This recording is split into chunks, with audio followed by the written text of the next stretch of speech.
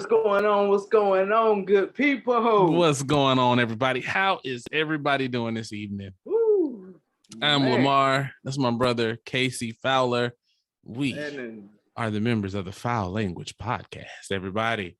Yes, sir. Yes, sir. And like every other episode, y'all going to get your kiddies to bed. That's put right. Your accessories right. Hell, put your headphones on. Because you might just hit a foul. You got... it's too foul. It's too foul, ladies and gentlemen. He can't hold it. It's so foul. You might just hear some foul language. You got that man. Right. Go. Roll the intro. Perfect.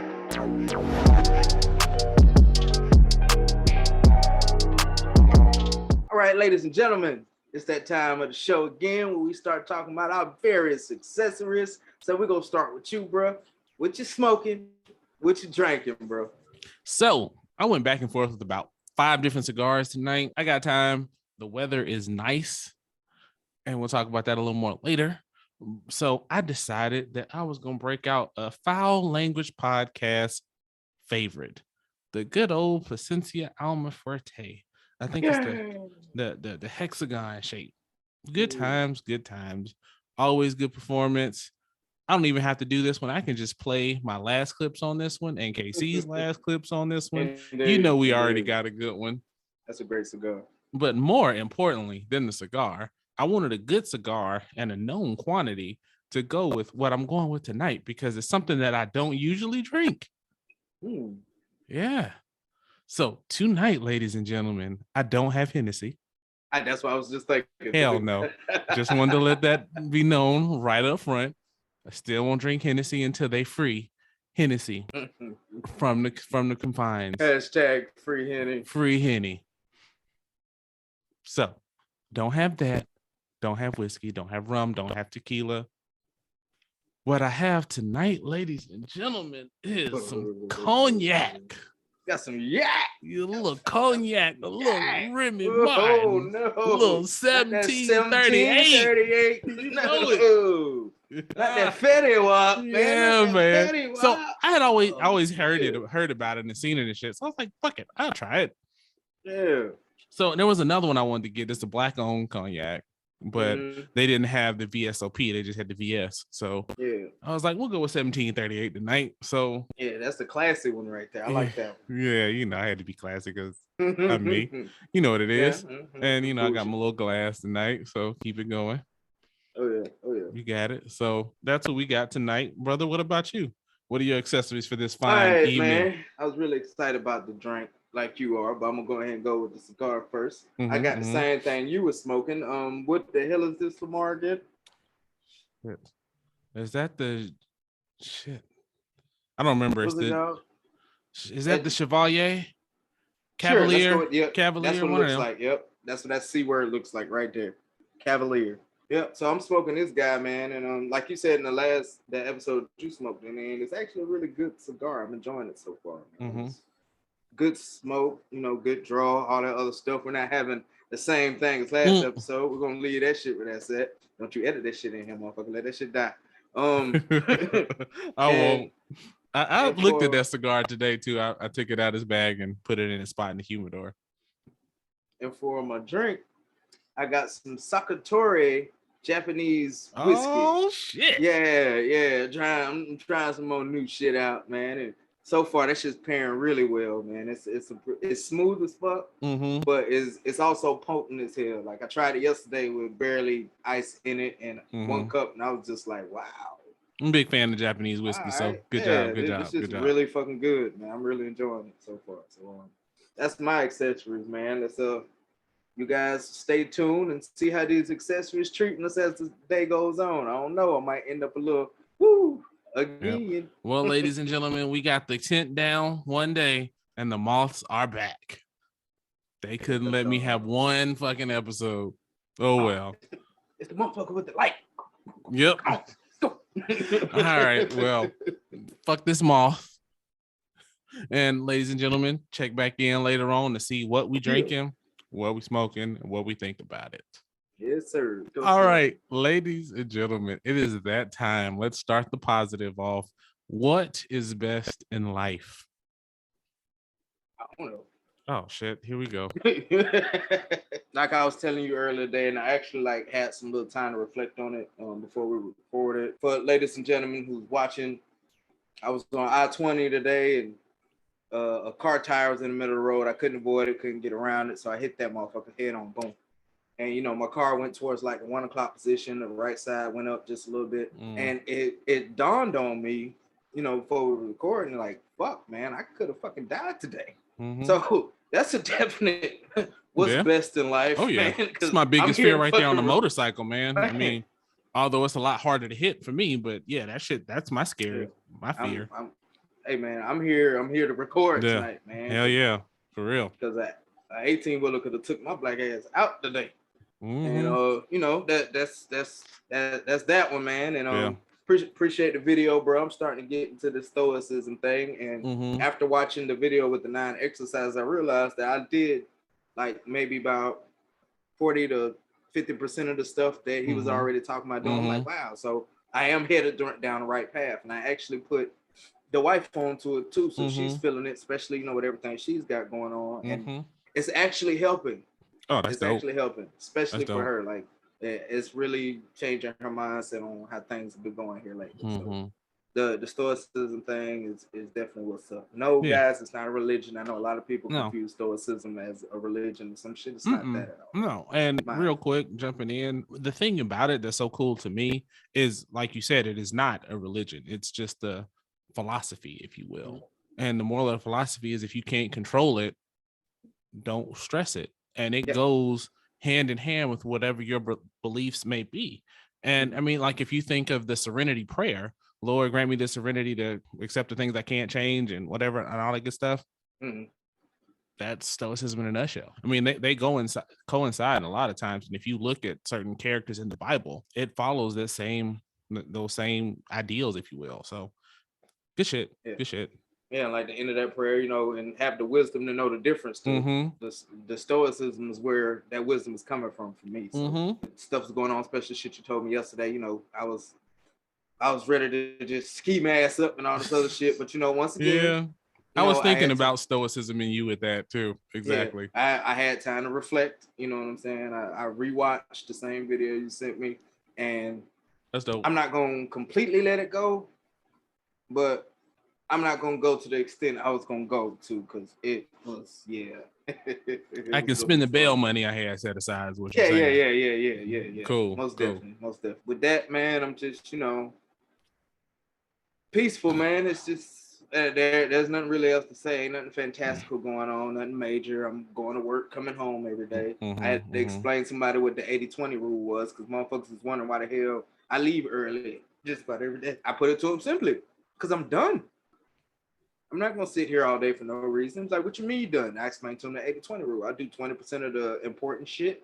I have it planned out throughout the week. I accomplish that shit. The rest of the 80% shit that's not that important, I leave it for my fucking soldiers to do on drill. So it's 100% done. And that's he was like, a little bit of the destination of the 80-20, but go on. Yeah, but he was like, damn. So I had to correct somebody real quick. That's always what's best in life, when you correct somebody professionally who tries to, like, you know, try to flex in front of people that's higher ranking than you, or whatever the case is, and you kind of bring them down just a little bit, and then you walk off real smooth. Like, so with that, man, that's what's best in life, man. How about you? All right, well, the bugs are back full force, so let's start with that. So it's a nice day outside in the sunny state of Texas.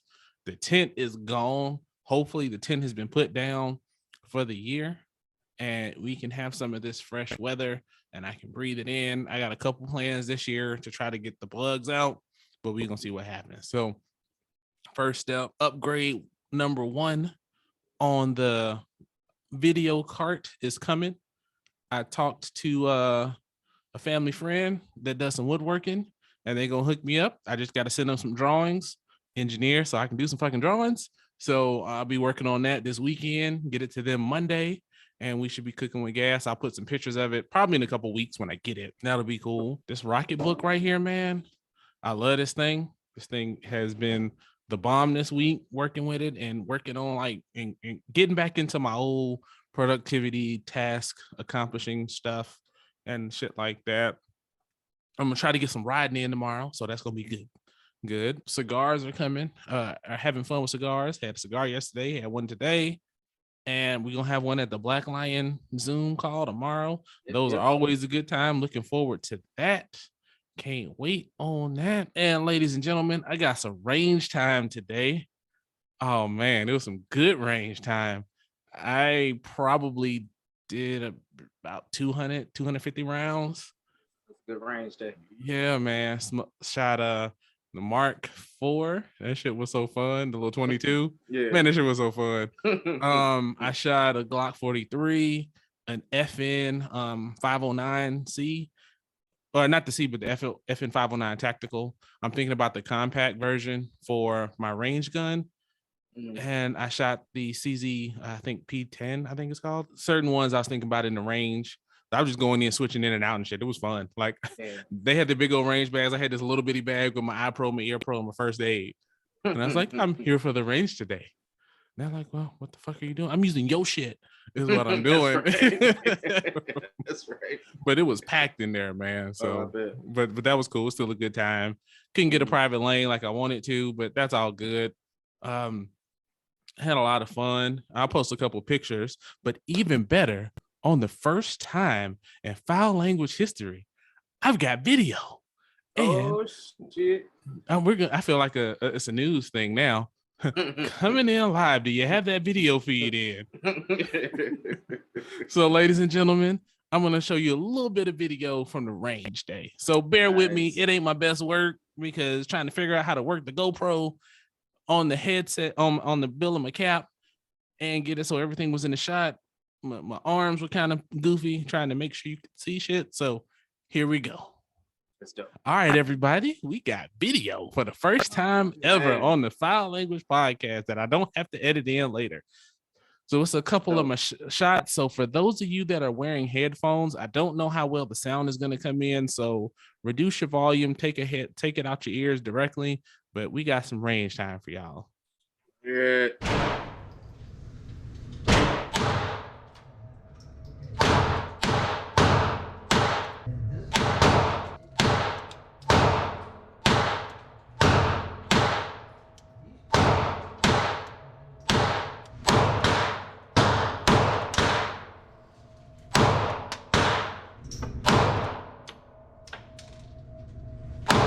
So that, ladies and gentlemen, was my little bit of range day. Nice. That shit like a simulator or some shit, or like, what was that shit? GoldenEye back in the day? That shit looked like just then. Like, I thought he was gonna peel a corner and shit. And just, not walk sideways. Not walk sideways. Yeah. That shit was dope. I didn't like the Glock though, man. I almost thought that was gonna be what I was gonna buy, but I didn't like it. And the way it was set, my hand kept hitting the fucking mag release. So I could tell your hands wasn't comfortable when you were shooting. I could tell. Yeah, because like every couple of shots, I dumped the mag. I'm like, fuck. So, but that FN, oh man, that shit was so nice. And that one came with a 24 round magazine, so that was fun. That's always good. Mm-hmm. So that, ladies and gentlemen, is my what's best. What were you gonna say? I was gonna say just my FM9 is like I got one that's 23, another one that's like 26, 27. So that shit's fun. Yeah, man. Shit, yeah. So definitely gonna get the 24 round mag when I get one of those. Because I think that's gonna be next, man. I'm gonna try 2 more guns, but I think that might be it so far. Man, I'm gonna shoot on Sunday, man. I need some trigger time. Bad. Mm-hmm. Man, I was trying to go 2 days this week, but it didn't work out. But cool. So for real, that's what's best in life for me. Yeah, man. One more thing before we move on, bro. I forgot to mention that. What you got? I took me and my boys went to the barber shop. You know what I'm saying? Yesterday, expensive as shit. plus tip, bro. It was almost $100. But as with everything else in this world nowadays. Man, but my boys got their haircut, and Kevion, man, he lopped it off. It's not as short as mine, but it's still pretty fucking short. I'll send you a picture, man. When Janae saw it, she was like, and but that's what he wanted. Yeah, he wanted it actually short as mine, but I was like, nah, cool. Your mama ain't gonna kill me, my guy. Not happening. But yeah, man, that was a real dope experience, man. Just hanging out with my boys at the barbershop. So. Yeah, I look forward to that, even though I won't be getting the cut, but I do look forward to taking Lamar to the barbershop.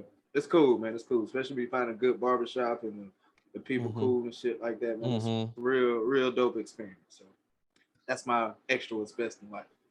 Cool. So yeah, man, here at the Fowl Language Podcast, ladies and gentlemen, sometimes we cover current events and things of that nature. I know me personally, I don't really care for it, and I know you don't either, bro, but because it's all over Facebook and TikToks. And so we kind of stay away from current events for the most part. Every once in a while, we get that little zinger, man. I think this is gonna be one of them. So Jussie Smollett.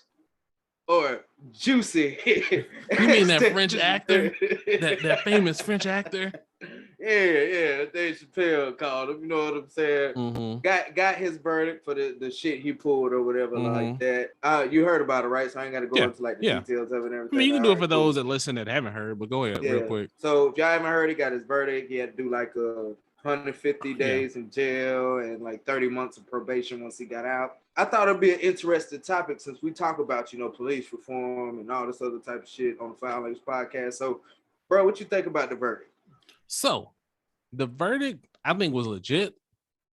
I mean, because from the evidence that was presented, from what I saw, I'm no legal scholar, but it looked like he set that shit up to build some clout. With that being said, I think the verdict was legit.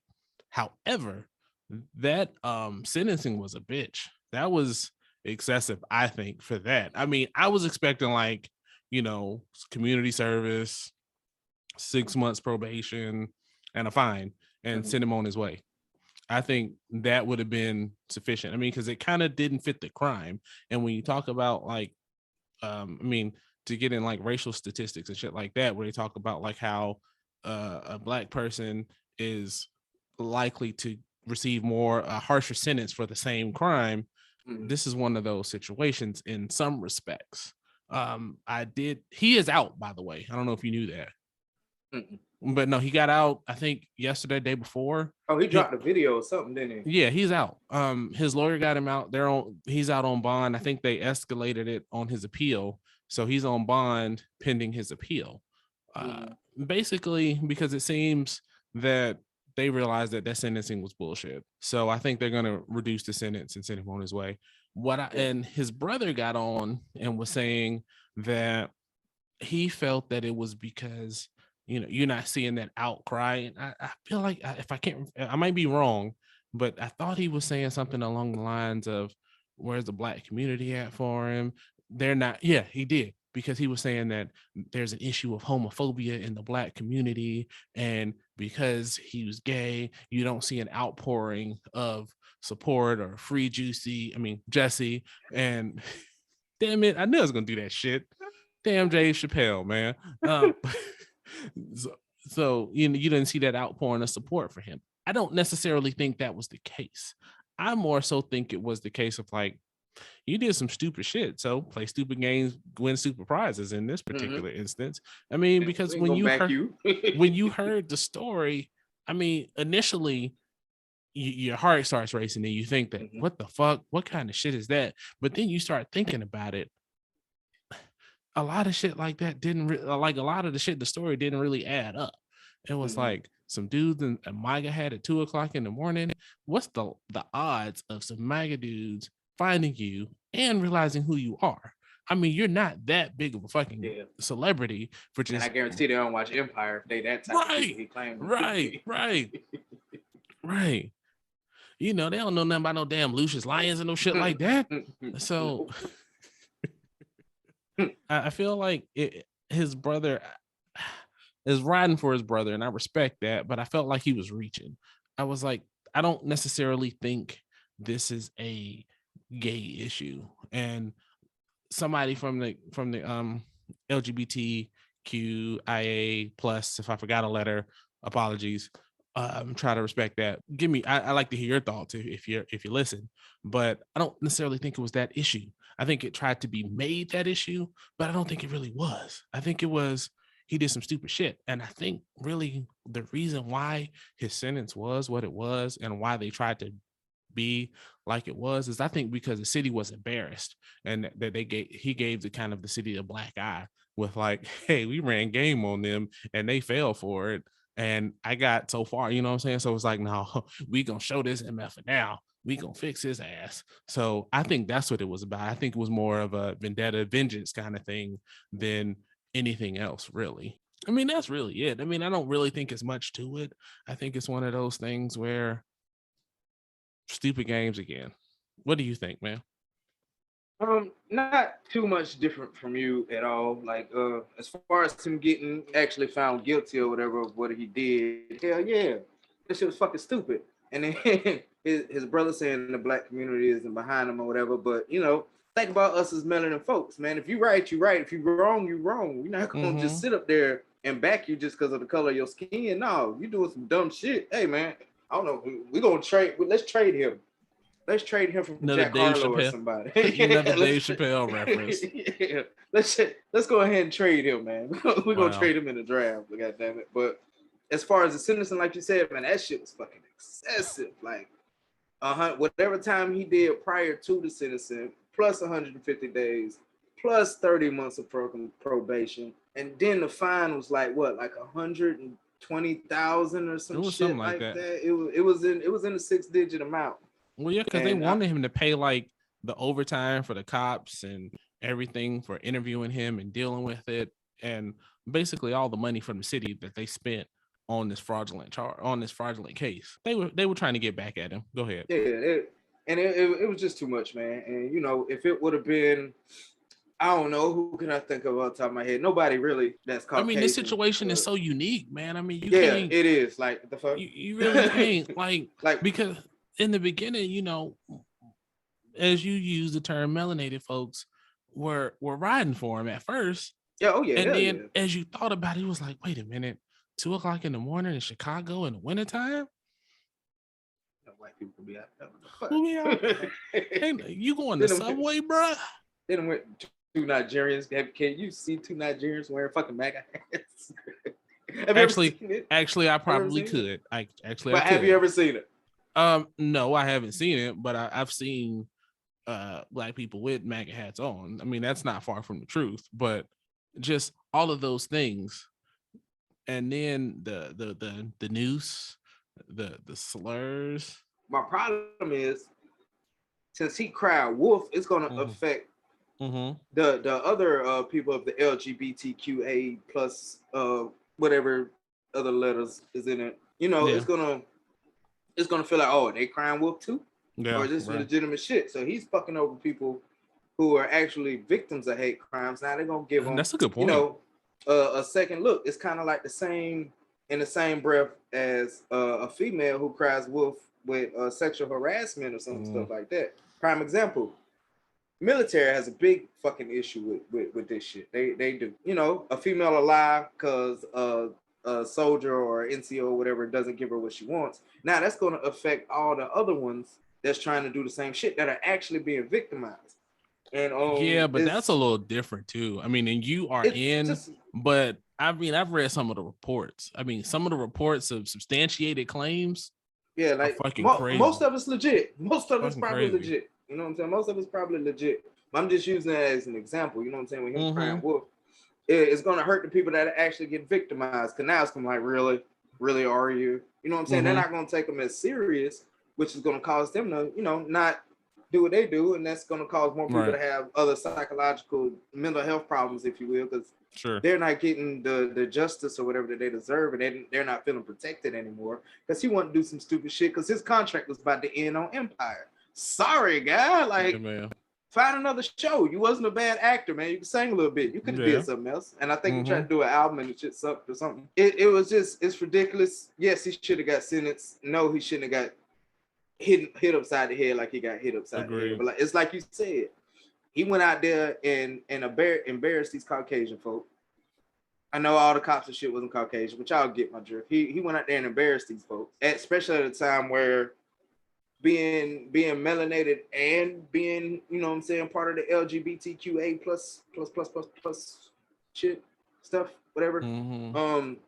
It's a real sensitive thing right now. Like, it was really, really sensitive.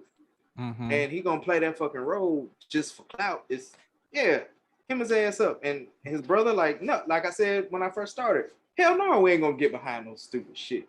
Black Lives Matter might, No, but they trying to they ain't avoid even charges. touching it. They trying to avoid charges. They damn self. That's what's going on Yeah, with them. that's true. That's true. But yeah, man, that's really it on the No. verdict, man. One It was thing, excessive, but he did deserve to get something. yeah, one thing I have to look and see because I haven't really checked, but I wonder what the mayor of Chicago has to say because Interesting. the mayor is a trans man.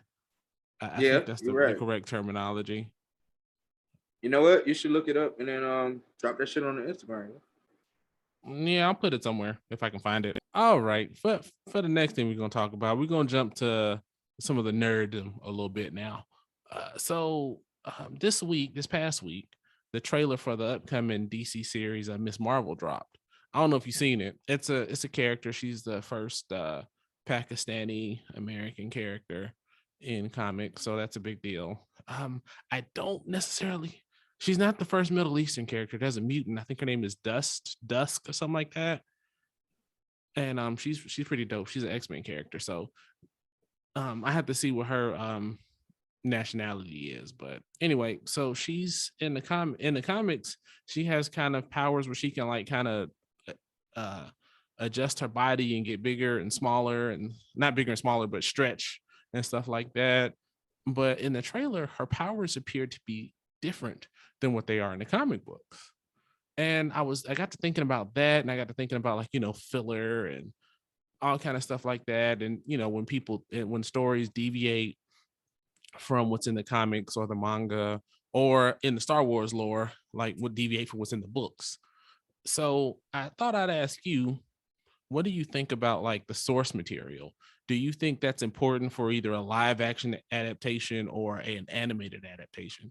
Do you think that they need to follow the source material, or it's cool to take some liberties?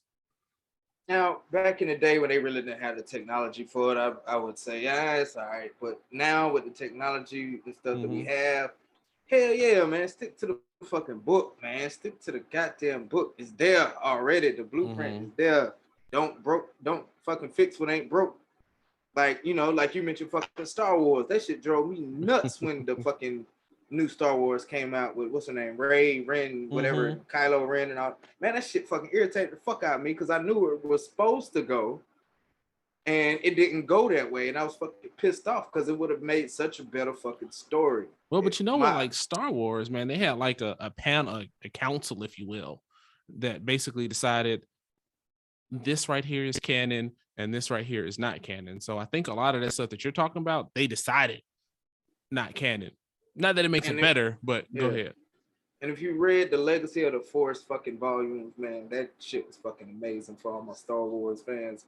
But for the most part, man, hell yeah, man, stick to the book, because the book, you know what I'm saying? You can imagine, if you're a reader, I like to read stuff. So, your imagination takes you places and it turns out to be a great story. And you got all this hype for it. You're so fucking excited because you read this shit. And then when you see it, it's like, what the fuck? Because, I mean, they fucked up. What else have they fucked up? Aragon. I never read the books, but from what I heard, the books are fucking amazing. Yeah. Everybody wants them to redo it because the book was so great. And, that's what I heard. Just do it again, but the movie flopped. What else? Percy Jackson and Percy Jackson, that whole series. I haven't read those books either, but they say the books are fucking amazing and the movies didn't give them fucking justice. Stick to the script, the blueprint. Yes, I think it's fucking important. Not just for the most part, for the whole part. Now, I get manga kind of, because you can be a little bit more gritty, I guess, a little bit more gory or whatever in a manga, and you got to kind of dumb it down a little bit when you put it on TV, because, I mean, kids watch manga. Watch anime. And parents who's not really into the anime world, they just think their kids watching the cartoon. So I feel like you do kind of got to adjust when it comes to anime. Movies and shit like that, like you said, Miss Marvel, if her powers was this in the comics, her goddamn powers need to be that in the goddamn movie too. Don't change the shit. The blueprint is right there. Just fucking do it. Nike, nigga, Nike. How about you, man? So I'm gonna start with a couple of points that you just made, and then I'll give my thoughts. So with Miss Marvel, while I wish they would have stuck with the powers, I don't really care about the character. I mean, she's not like, one of my favorites or anything like that. But somebody somewhere does. Maybe. I honestly believe that because her powers are really close to Mr. Fantastic or the Fantastic Four, And I know that they're basically setting the stage to bring him into the MCU. I have a feeling they didn't want to have two characters with such similar power sets. You know what I'm saying? But how dope would that be if both of them stretching and knocking your ass out? That shit would be dope. Right. I mean, I'm not saying against it, but I'm just saying that's the only why they would do it. Yeah. Reason why I could see why they would do it. I mean, especially because you may not have people who are watching the movies and the shows who are familiar with all the lore, and they're going to be like, "Oh, why is he copying Miss Marvel when Mr. Fantastic's been around forever?" I mean, I've never been a Fantastic Four fan, but you also mentioned like manga and why you can understand why manga does that. I disagree with you on that. And the reason why I say that is because manga has different target age groups, if you will. So, there's a shonen for young to young teens, and then you're seinen for your adult males. And I mean, and then you get into like the yuri, the yaoi, the ecchi, the harem. You go into all those different subgenres, if you will. So they have a target demographic. I mean, it's just like, remember heavy metal back in the day? Mm-hmm. That's animated, but that's clearly for adults. So that ain't even for adults. Right. So I think it's one of those things where don't dumb it down for the lowest common denominator. And I feel like that happens sometimes. And especially in manga, like in anime, we've been watching a couple anime where it's like, I appreciate them not treating me like I'm stupid. We watched Great Pretenders, and that was a really good anime. Mm-hmm. Not for everybody, but it was good. And we're watching Beastars right now. I mean, it's like, it touches some of the same themes as like Zootopia, but it's different. It's not for everybody. And I didn't want to watch it for a long time because all you would see on the internet is rabbit titties. 2 words I never thought I'd say, but rabbit titties, ladies and gentlemen. Anime is anime, people. All that shit aside, finally buckle down and watch it. It is really, really good, man. Like, it's got layers and complexity and shit like that you just don't see in other stuff. You know what I mean? And that's where they mess up with. And recently, I think I mentioned that I watched Injustice, the live action. Yeah. They dumbed that down so bad to condense it into an hour and a half. They ended it with an ass pull ending. And it was a waste of time, man. Like, I would have rather you break this up into 4 or 5 movies and tell the story right than try to hurry up, get a condensed, neat little package. Like, take the time to tell the story. But on the other side, I mean, you think about like The Hobbit. They took that story and stretched it way out to fit 3 movies. You know what I mean? Was The Hobbit 3 movies? You take stuff like that, and you just got to be careful. I think that you can take liberties, and the MCU is good for doing that. I mean, they've taken liberties on certain characters here and there. Some people don't like it, some people do. I think if it doesn't impact the like core of the character, then don't worry about it. Like the original character Ryan Reynolds played that was Deadpool-like in Wolverine, that wasn't source material. That was an ass pull. He was like Baraka meets Cyclops meets, and that was they could have kept that. Yeah, you could have made that a Deadpool origin story, and it would have been amazing. You know what I mean? I mean, and you can tweak like the origins of some characters and stuff to make it fit, modern time or something like that. I mean, because certain things just don't necessarily fit the time that we're in. You know what I mean? Like, I mean, a lot of times they'll age the events that characters are in just because the time where the comic came out. I mean, because, if a lot of times where the character's forming event was Vietnam, that would make them really old in present day. So they'll make it like the, Iraq War or something like that. And so that kind of makes sense. So sometimes I'm okay with it if it makes sense, and it doesn't always have to be a 1-for-1, but I feel like you should still vet it from a team of fans to just say, hey, here's where we're going with this. Get a focus group of fans, not just average people. Yeah. Get some fans out there. And I mean, it's easy to find them. I mean, cons, YouTube, Instagram, all the social media, man, you can find a good little population, and not those that are just like, hey, yes, I'm happy to be here, but those that are like, I'm gonna tell you when it's good, I'm gonna tell you when it's bad, that know, the lore, that know the history. Like, I mean, if you think about like a lot of the Netflix live action adaptations of anime right now, trash. And it's like, you have like Death Note, you have an amazing story, and you bastardize it. You can Americanize it. I'm fine with that, but don't call it Death Note. Call it Death Note America or something like that. You can do so much. And like you said, I mean, a lot of times it is great to just make it live action because those stories are so good. I mean, I get some of the things you just can't do, but some of that stuff, man, is just so good. And you just need to bring it to life. I mean, I will say, like, for like a good example is like I've seen in Demon Slayer, the manga, in the first season where he fights that demon that switches the floor by beating on the drums. Yeah.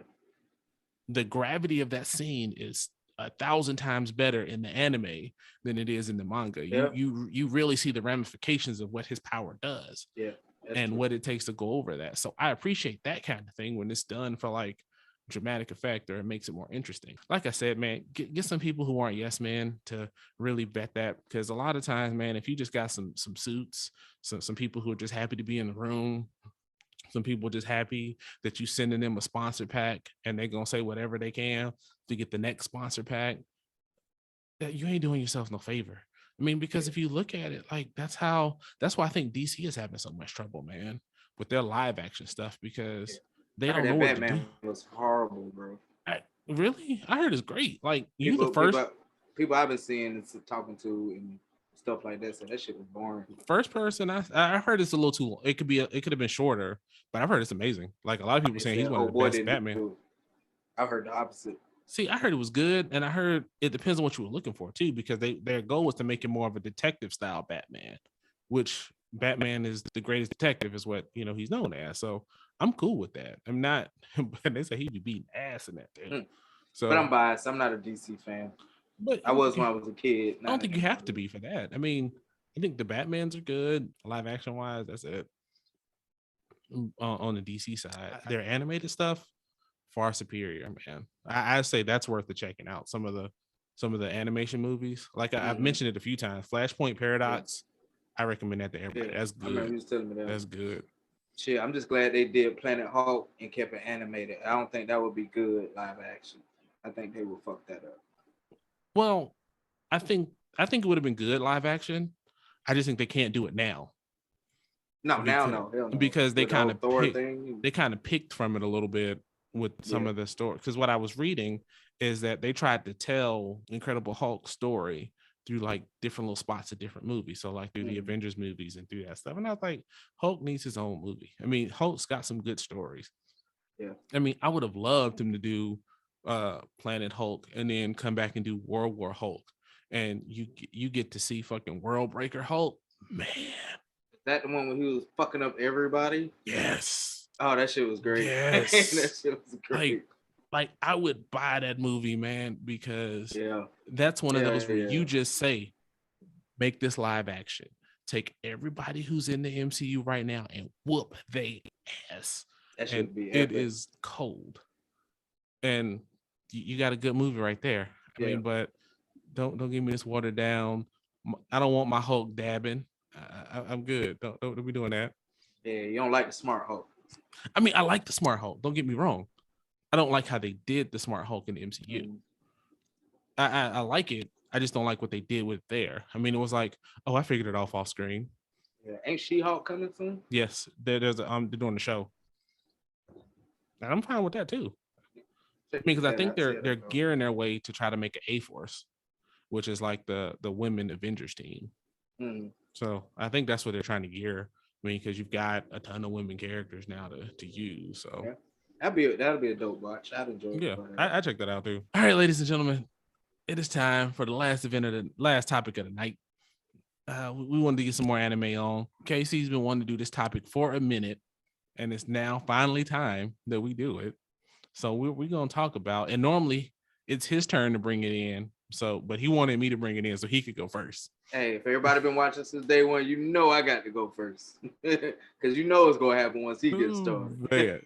So, with that, the final topic of the evening is, who are your top anime villains? You can give them in order or in no particular order. First, let me say that we both appreciate a good anime villain. I know I do, because some of them motherfuckers is cold as shit. You just gotta respect. I'm gonna start with one of my favorite animes, Yu Yu Hakusho, man. I'm gonna go with the Elder Toguro. Figured. I knew it. He did not give a fuck. None whatsoever. I'm gonna kill you by myself with my fingers to your face. I'm gonna liquefy into the crack so we can cheat. I'm gonna come back and let a motherfucker think he ate me so I can take his fucking body over. Like, this motherfucker was just ruthless and cold as fuck, man. Ain't really too much more I can say to him. He did suffer one of the worst deaths in anime. Oh yeah, his ending was fucking epic. Ooh. That's what made me a fan of Kurama. But yeah. Next, I'm gonna say Goku Black, just for the sake of how he was whooping Goku and Vegeta ass. Like, and I've been watching Dragon Ball Z, Dragon Ball GT, Super, Dragon Balls. You know, we've watched all them shits, and I've never seen Goku and Vegeta get their ass whooped so much and had to retreat several fucking times. And and then technically they still didn't beat the motherfucking. Yeah, they got Team Rocketed like 4 times, man. Yeah, like they got their ass beat. And you know, I was like, shit, and he black, and it was Goku Black. So I mean, that bitch like. Did you see the memes on TikTok where they were like, Dragon Ball is racist? Yeah, it's not him. I'm not the black one. Yeah, I've seen that. I was like, oh no, I couldn't help but laugh though. So, all right, so for my third one. For my third one, we're gonna go with Sosuke Aizen from Bleach, man. This guy was just cold, man. His foresight was fucking ridiculous. He knew what the fuck was gonna happen before it happened. He fucking went to his enemy's crib where the Hollows was at, took that shit over, and said, "You bitches work for me now."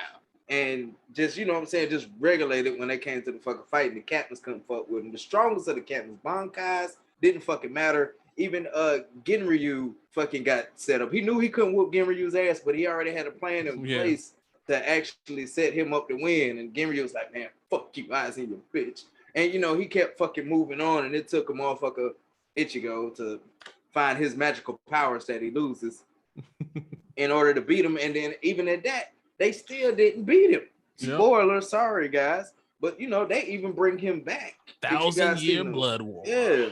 Which is coming up, but you know, eventually. If you guys read the manga, they actually have to go to this motherfucker for help because he that damn cold. Help me, please. Yeah, they had to help. Oh, you bitches need help. All right, that's what we do.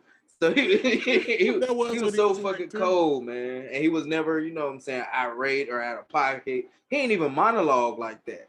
And I can always appreciate a villain who don't monologue and shit like that. He just get to the business. Oh, this shit's not gonna work. Oh, you thought you stabbed me, didn't you, stupid? Slice your motherfucking ass. That was definitely my guy. Next, I'm gonna go. I was torn between two. Fuck it. I'm gonna go with Pain from Naruto, guys. Gotta go with Pain. The wife's gonna be a little mad. She was a diehard Jiraiya fan. That hurt her on the inside when Jiraiya died. That was kind of fucked up too. But he just came in that bitch just wrecking shit. He dropped down in the fucking strongest village in the whole fucking anime. Like, kill him. And they just fucked up the whole shit. Even Kakashi, one of the fucking strongest motherfuckers ever, didn't stand a fucking chance. And fucking Naruto fucking talked him to death at the end. Because Naruto was getting his ass whooped too. Talk no jutsu. Exactly. Pain walked through that bitch and literally whooped the entire village's ass. It didn't matter what your status was, who you was. Pain whooped their motherfucking ass, and I can already expect that. When he went up and said, "You will know pain," and got rid of the whole fucking village, I was like, oh shit, he did it. Fucking Orochimaru with a fucking whole village behind, 2 villages behind him, couldn't even do what that one motherfucker did, man. So motherfucking Pain, shout out to Pain. And lastly, I'm gonna go with Demon Slayer. No spoilers, guys. I'm not gonna spoil it for you if you have not read the manga yet, but Muzen Kibitsuji or whatever, however the fuck you say his name, the main villain that Tanjiro is after, that you guys have seen built in season 1 or whatever. They had that little meet up in their little Times Square, whatever the fuck that shit was. All I'm gonna say is that motherfucker is cold. I don't want to go into too many details without fucking spoiling it for you guys, but so far, in my opinion, that's one of the hardest fucking villains fucking ever. Like, he better than Aizen and all of them. He could probably whoop Madara's ass, man. I know how you feel about Madara. I think he could whoop Madara's ass, man. So I really wish I could go into that one a little bit more.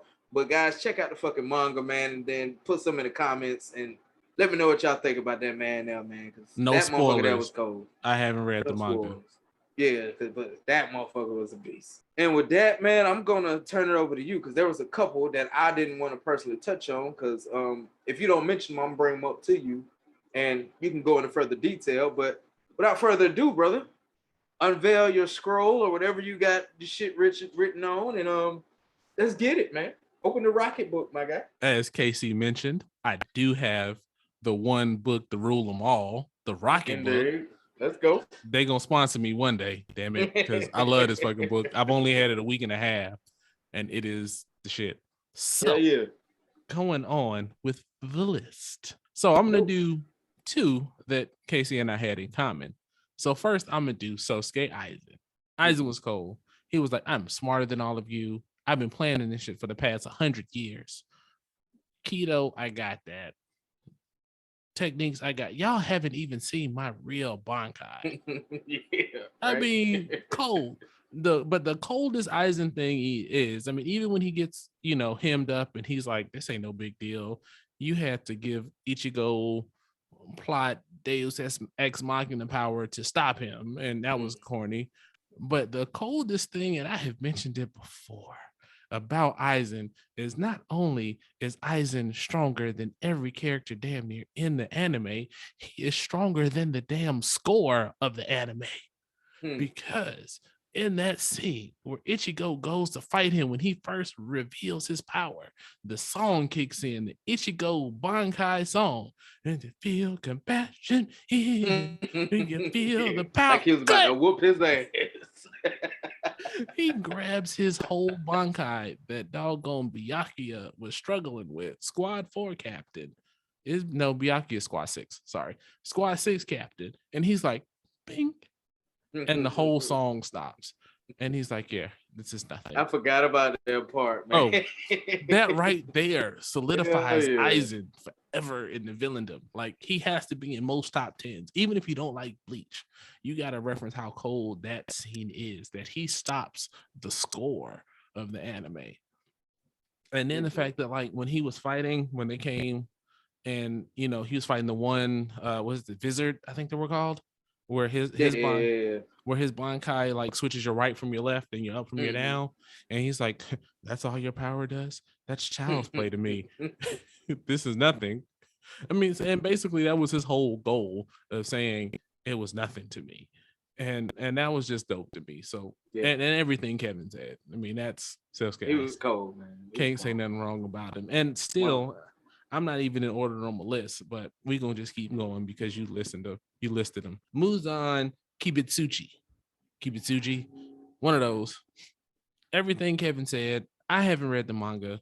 I've read the anime. I watched the anime, and every scene he's in, he's just cold. When they roll up on him in the alley, and everybody who's watching is like, no, don't do it. Don't do it. Don't do it. And he doggone punts that dude up into the sky.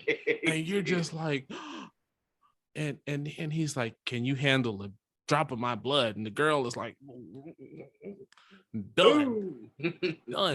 But again, the coldest scene where you ain't even see nothing yet. You just get really introduced to this character, other than when Tanjiro saw him. At the very end of season 1, where he's talking to, what is it, the lower 5 or something?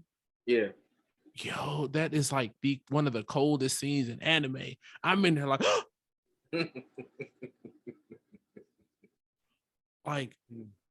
like there was no right answer that any of them could have made, and he just took them all out. It was amazing. I don't even need you, motherfuckers. You guys are worthless. This is all you got. Oh, you want to run? Like, the dude ran, thought he was getting away. He brings his head back and he's like, oh shit, I didn't make it. That shit was so cold. I remember that part. I was like, God damn. Right. Just cold for no reason. You're gonna notice a trend. So I'm gonna mark them off as I get to them.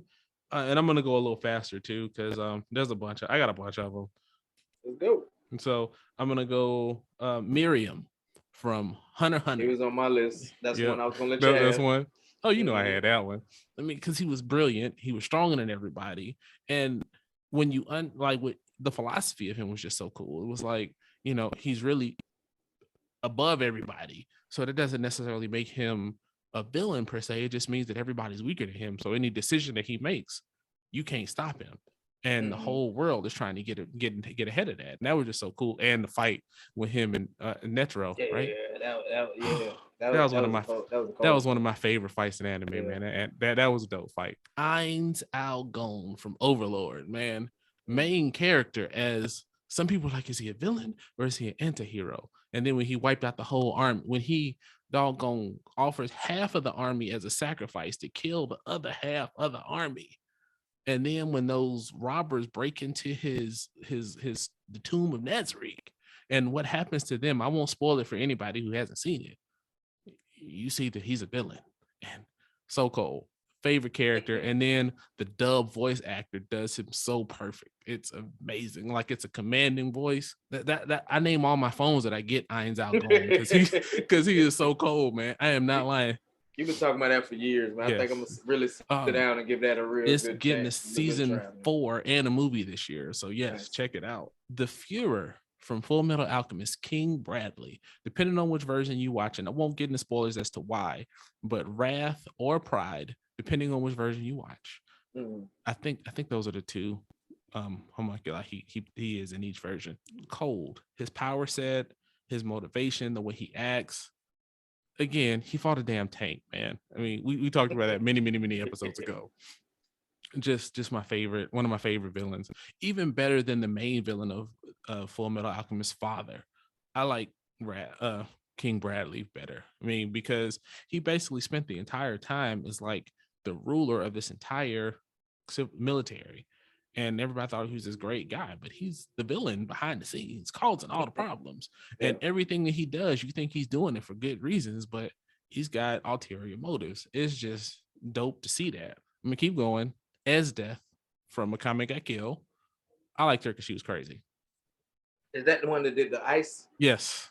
Yeah, I was gonna put her on there too, man. Hell yeah. Yeah, she didn't give a fuck. She didn't. I hated how she was a simping for my boy, but other than that, I mean, she was cold, man. Her powers. She took him all right. She couldn't fuck him, so she killed him. But see, and that going back to source material in the manga, none of that happens. I've been meaning to go back and read. Yeah, I didn't finish it. I had started it, but I didn't finish it. But yeah, that whole ending is not the anime, and that was kind of one of those things where it's like, you have all this good stuff that you could have kept going with, but you done killed off all your characters, man. What you doing? Yeah. I mean, granted, one of the cool things about that was anybody could have died at any given moment. So yeah, and I was like, not her, not him, yes, not her. Yeah, when they put the girl's head on the spike, I was like, no, I liked her too. Yeah, that was my first one. I was like, God damn, man, they killed. Yeah. Shot the shit out of the lion bitch. Man. Why you had to shoot the lion bitch out? Yeah. Right. So I'm gonna go a little faster now. Makishima from Psycho Pass. So you haven't seen Psycho Pass. Psycho Pass is cool, and I'll give a quick synopsis of what it's about. Psycho Pass is basically a future dystopian society where the police basically have these guns called dominators, and they measure what's called your crime coefficient. And it's this number that basically tells if you have the potential to be a criminal or a law-abiding citizen. But the problem is that number spikes based on, like your trauma. Like there's a scene where a lady gets assaulted, and of course the trauma of getting assaulted raises your number. And so the gun works based on what your score is. So like if you're under a low number, the gun won't work on you. If it's a medium number, it'll stun you. But if it's a high number, it'll kill you. The cool thing about it is this dude is a sociopath. So he can kill somebody and it'll recognize him as just being fine. And so he basically exploits a flaw in the system. And his whole goal is basically to make the system burn and show how flawed the system is. Cold character. Like, so I like, he really a villain though?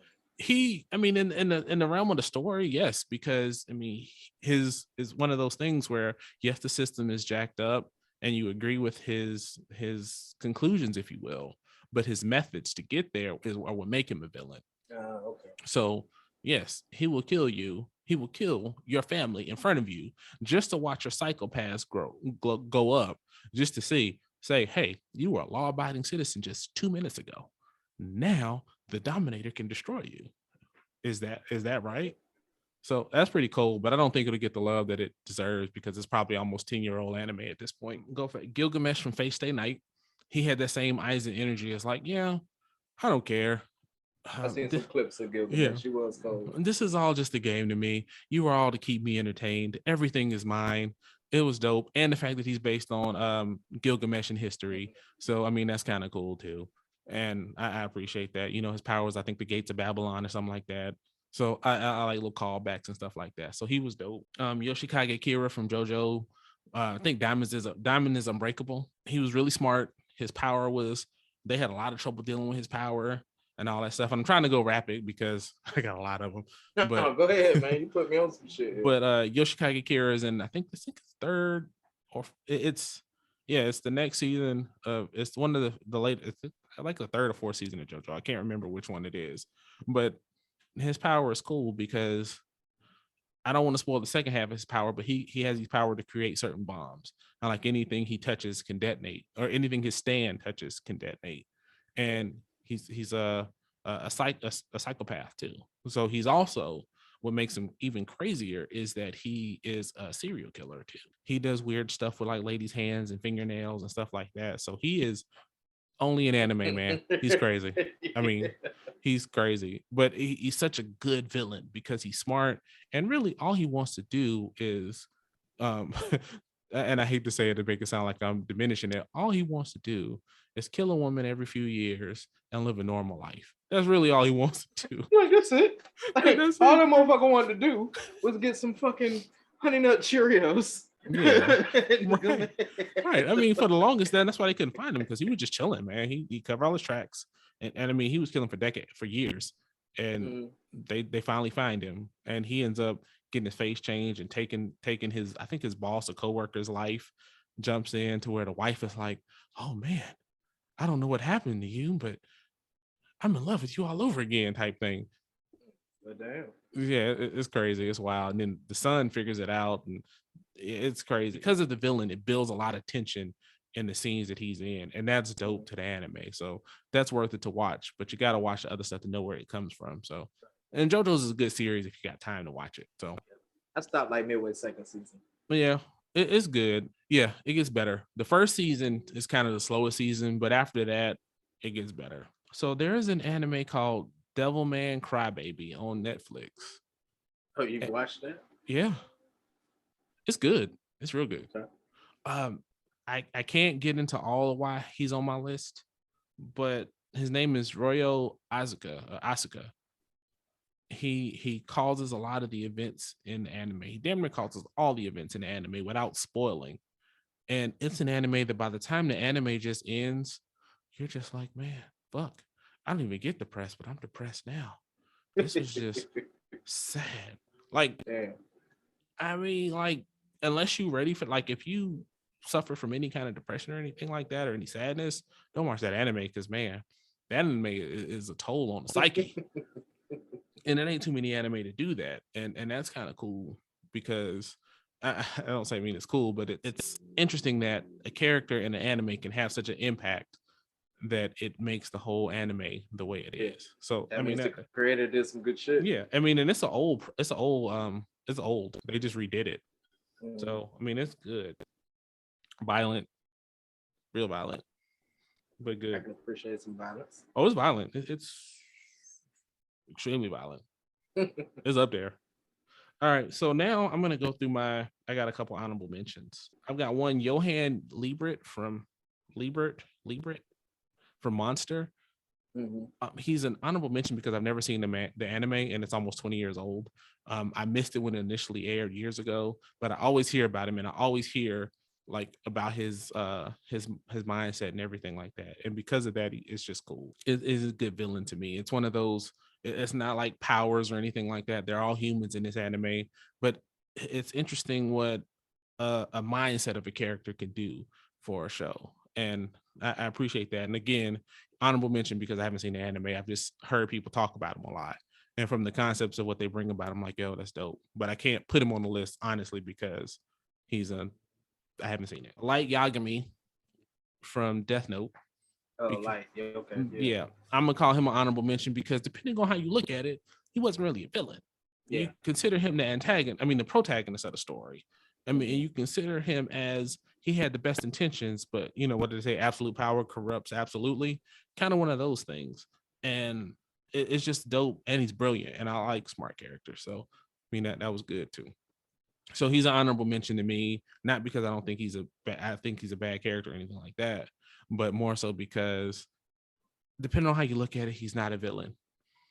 And I saved the best for last. I can put the Rocket book down now. Let's see what you're gonna say, bro. So don't disappoint me because I got one on this list. You ain't said him yet. He's also an honorable mention too, because again, kind of like Light, depending on how you look at it, he's not necessarily a villain.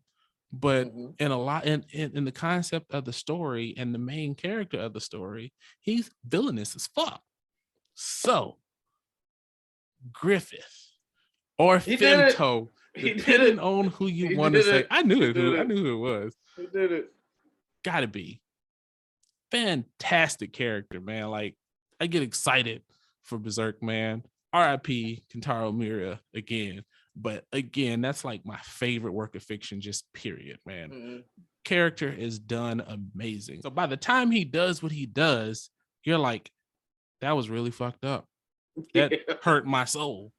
But when you really think about it, though, is it? Because everybody in the show would lay down their life for him. So if you look at it that way, is he really a villain? That's why the hashtag Griffith wasn't wrong is a thing. Because depending on your vantage point, if you look at it from his perspective, he just accomplished his goals. Just like, I mean, you knew who he was by any means necessary. I mean, you saw it when he was in the court and what he did to the queen and everybody in that. So you saw what he was capable of, and you saw that his ambition was his goal. Yeah, and just like him in season 2 of the anime, like I kind of had a different look of was he really the fucking villain? Because if you got back into the anime yet, when he comes back in the last season of the anime, you're like, okay. I haven't watched it, but I read it. But yeah, I mean, when you look at that, I mean, but the thing is though, when he comes back, because of what you've seen, the entire time you're sitting there like, he seems like he's a kind person, but is that really the case? And the whole time you're like questioning it, and then it'll cut to those scenes where everybody's away and he has somebody assassinated or something. It's like such a complex character, man, and it's fantastic. He did great with Griffith. Yeah, and the reason why he's an honorable mention, not because he's, not good as anybody. I would put him at the top of my list if I had to rank a list, but I don't completely say that he's a villain. He is the foil to Guts' character. Definitely. He definitely did Guts wrong. But at the same time, what happened with Guts broke him as a character. So, I mean, there's just so many levels to it, and I appreciate that. And that's like I said, like with anime, man, you don't get that shit from like other forms of media a lot of time, that level of complexity in a character, other than like maybe some of the characters in like say a Game of Thrones or something like that have had time to build, and they can do that same kind of thing in like 30, 40 episodes, and it's just amazing. So with that, I think that's my list. I probably got some more somewhere, but I had to end it on Griffith. Since you ended on Griffith, you disrespectful motherfucker, I'm gonna bring up Madara because he did not say fucking Madara one goddamn time. One of the coldest motherfuckers in the Naruto fucking universe. The only fucking ninja that can whoop every ninja's ass in every fucking village and did, plus they fucking Hokage. Coldest motherfucker ever. I mean, he died on some hoe shit, but that's why I couldn't bring him up. That's why I didn't bring him up right there. He did die on some hoe shit, and God gave him a run for his money for a second, but that brief moment when he was whooping everybody's ass, like, that's all you got, huh? When he's like, yo, I got hands for the entire Shinobi Alliance.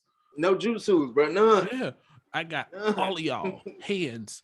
Oh, you did a good job stopping that meteor. Well, guess what, bitch? I got another one. Oh, this one. Yeah, right. And so I just had to bring, had to bring up my man Madara, man. Yeah, I wanted to. I wrote him down and crossed him out because of how they did him. Yeah. But when I think back on it, they had to do that. Yeah. Because there was no other way. I mean, they had to ask for, or you could have went the route like how Ichigo beat Aizen of magical jutsu, because you weren't going to talk no jutsu Madara. That just wasn't gonna work. Ain't want to hear shit you were trying to say. But they had to, I guess, to set the scene or whatever, the story or whatever the fuck to lead up to Sasuke and Naruto fighting again. Like, they had to I honestly feel like Madara was always gonna be the villain, but the company was like, so we need that sequel series, right? And we need a way to have a believable villain. So, Espel. And then was Madara really a villain? No, he was just looking out for his people. He was just looking out for his folks. And he wanted a good fight. And he was down as fucking scrap. Yeah, he was trying to repeat that Hashirama fight. That's all that was. Yeah. Come on, Hashirama. He was so excited. He was. And I'm on the edge of my seat, like, yeah, come on. Both of y'all can do the wood shit. Let's go. I still haven't watched the anime of that. You should. That when they fight again, that shit's pretty good too. Yeah, only reason I haven't is because I started it dubbed, and you can't find the dub on the internet. Yeah, that like far. once it gets into the war, like really good. No, yeah, that's probably gonna take a couple of years. I don't think it's ever gonna happen now because it's dubbed. I mean, because it came out on Adult Swim when it was airing. It's done. It's been done for years. I think it's a licensing thing. Yeah, probably, but still some good shit.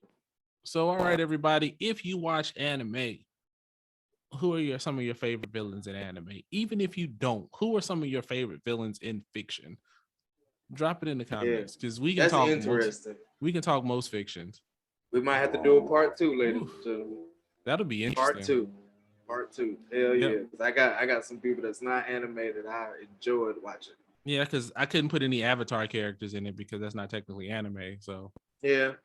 So yeah, everybody, let us know what you guys think. All right, ladies and gentlemen, the final cigar check-in. As you can see, my hands are empty. I have no cup. I have no smoke. Bruh, how's your drink? How's your smoke? My hands are empty, but they're not empty anymore. Again, I'm not even to the band yet. Placencias are Placencias. Again, box-worthy cigars, man. If you smoke cigars, you owe it to yourself to spend the $22 and buy one. Yeah. For real. At least once. You got to. Good cigars. Good construction, good flavor, good burn. I'm glad I still got 2 more in the humidor, man. For real. Indeed. So, definitely. I was going to bring out the Padron tonight, but I want to do the Padron not on this when I'm just by myself and I'm just chilling. So, since I've actually never smoked a Padron before. So, yeah, those shits are fucking amazing, man. I do that by myself. Those shit's amazing. And then the cognac. I used to drink cognac years and years ago. 1738. Yeah, baby. That's all I could hear when I was buying it. And I was like, I didn't want to buy it for that reason. But then, like I said, the one that I wanted, they didn't have the one that I wanted. So all I can hear is dad, man. Right. All right. 1738. Shut up. Want to hear that shit? Yeah, so it's good, man. I definitely recommend it. As a whiskey drinker, I'd recommend it. It's a good one. It's sweet. I'd maybe try with a cigar that's got a little more fruit notes to it to kind of see how that compares. But I mean, anything goes good with a Placencia, and the Placencia doesn't overpower it. So that's a good thing. It holds its own, and you still get plenty of flavor out of it. So, like I said, I'm impressed. All right, everybody, we back. We had a slight little detour to reminisce on old school. Yeah, man. But before we end it off, brother, shit. I'm leaving that in. We at the end of the night. Yeah. So, how were your accessories this evening, brother? Hey, man, they were great, man. Like I said, it was the beginning of mine was best in life. Like, I'm really appreciative of every little thing right now. It might have been, I don't know what the fuck it is, but anyway, the cigar was great. I enjoyed it. Wasn't too strong, 1 week, good smoke. Wasn't shitty like the last one. I'm not gonna say about the last one. We're gonna leave that last episode. Fuck you tomorrow. I'm gonna smoke it. Why you mad, bro? Why you mad? And the Japanese whiskey, like I said, man, that shit went perfect. Like it's very rare that I get it to where the cigar and the liquor goes perfectly together. That was fucking perfect. It's like magical, ain't it? It's magical. Yeah, I think I found my cigar, my perfect pairing which I'm gonna try Placencia with the Japanese whiskey tomorrow on the Black Lion Zoom for all y'all Black Lion members out there. I know it's gonna be past it by the time this airs, but send me a picture of the whiskey so I can see it. I like Japanese whiskey, man. Because I feel like you've had that before. I told you Janae too. I think you've had it before, but as soon as I go up in there, I'm gonna send you a picture because I think I tried it with your ass. Matter of fact, it's highly likely. But I'm gonna send it to you. White label shit. I'll send it to you. Cool. But yeah, man, my shit was good, man. Shit was great. Awesome. All right, everybody. Episode 58 is in the books, man. Good times, man. This was fun, man. It was just a good day today, man. Good times, rounding off with good cigars, good drinks, good accessories, good conversation, man. Laughed a lot, so definitely a good way to end off the day. I mean, episode 58 is a What's Best, man. This was fun. Indeed. It was fun. Hell yeah. Always need it. So you got anything for the people before we head out? Yeah, man. Actually, don't take regular shit for granted, man. You know what I'm saying? Cherish every single day, every single fucking moment. Good, bad, ugly. Like my man said, I can't remember his name from the Stoic video, but you know what I'm saying? There's no good day, there is no bad day, there is no good weather, there is no bad weather. It's just a day. It's just weather. Embrace that shit for what it is, and push on to the next one, man. That's all I got. Yep. I was gonna save this when we talked offline, but before we go, I'm gonna give this to everybody just to piggyback on what Casey said. One thing everybody to do, I challenge you guys, do it for at least a week. Do a gratitude journal. It can just be a sheet of paper. I used to do it. At the end of the day, write one thing that you're thankful for, and you'd be surprised by the end of the week. You know, even if you've had a bad week, that there's some good stuff. And that's why we do the What's Best, man. Yeah, hell yeah. Try a gratitude journal for a week. That's my challenge to everybody out there, man. And with that, as I always say, take care of yourselves and take care of each other. Episode 58 in the books, and we out. Yeah. Perfect.